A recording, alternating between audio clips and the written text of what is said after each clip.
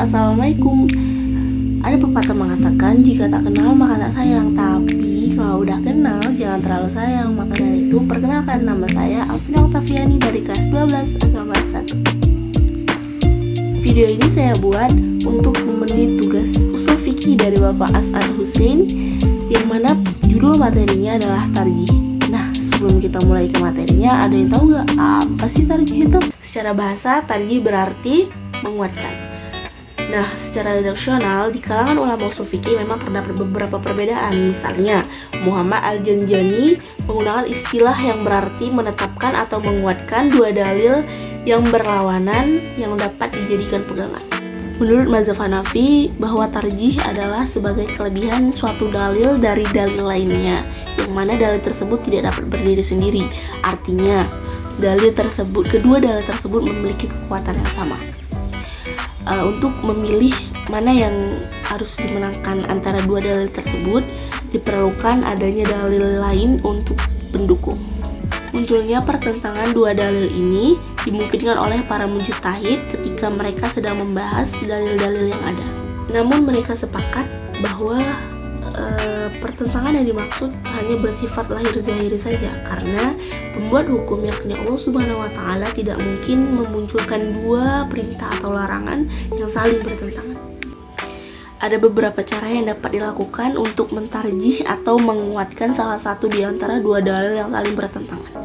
Tarjih ada kalanya berhubungan dengan nas dan ada kalanya menyangkut pertentangan dalam qiyas.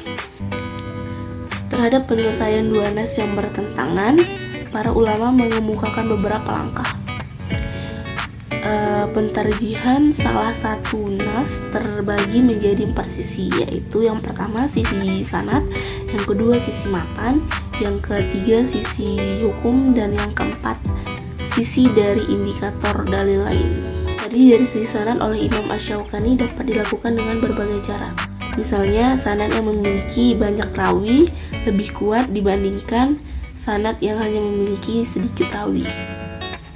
Tarjih dipilih terhadap sanad yang rawinya lebih adil, takwa, dan lebih kuat ingatannya daripada rawi-rawi lainnya. Kedua, tarjih dari segi yang diriwayatkan itu sendiri.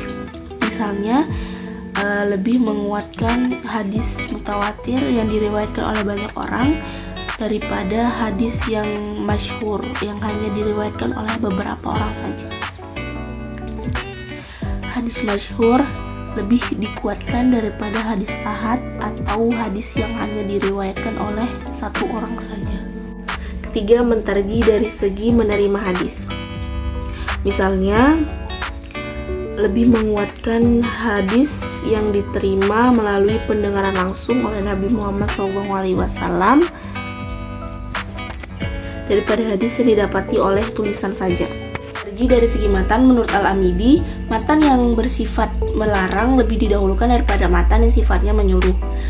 Matan yang menguatkan perintah didahulukan daripada matan yang hanya bersifat memperbolehkan. Adapun tarjih melalui faktor luar, misalnya lebih mendahulukan amalan ahli Madinah atau penduduk Madinah atau amalan khulafaur rasyidin daripada amalan orang lainnya, serta menguatkan dalil yang didukung oleh ijma atau qiyas daripada dalil yang tidak sama sekali didukung oleh dalil lainnya.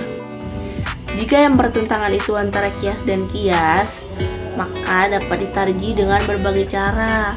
Yang pertama, dari segi asal, yaitu qiyas yang hukum asalnya didasarkan oleh dalil qot'i atau jelas lebih didahulukan daripada qiyas yang didasari oleh dalil zonni tidak jelas. Tarjih dari segi furu' dapat dilakukan misalnya dengan mendahulukan qiyas yang furu'nya datang lebih dahulu, atau dengan cara mendahulukan qiyas yang penyebabnya sudah pasti daripada yang penyebabnya masih zonni. Oke, yang terakhir ada tarjih dari segi ilat, yaitu menguatkan ilat yang bisa dikembangkan pada hukum lain daripada yang bersifat hanya terbatas pada satu hukum saja. Jadi kesimpulannya adalah tarjih pada prinsipnya memilih dan mengamalkan dalil atau alasan terkuat, di antaranya dalil-dalil yang tanpa adanya perlawanan satu sama lainnya. Maaf bila ada kesalahan, karena kesempurnaan hanya milik lagu Rizky Febrian. Hidup kesepian tanpa kekasih. Cukup sekian dan terima kasih. Assalamualaikum warahmatullahi wabarakatuh.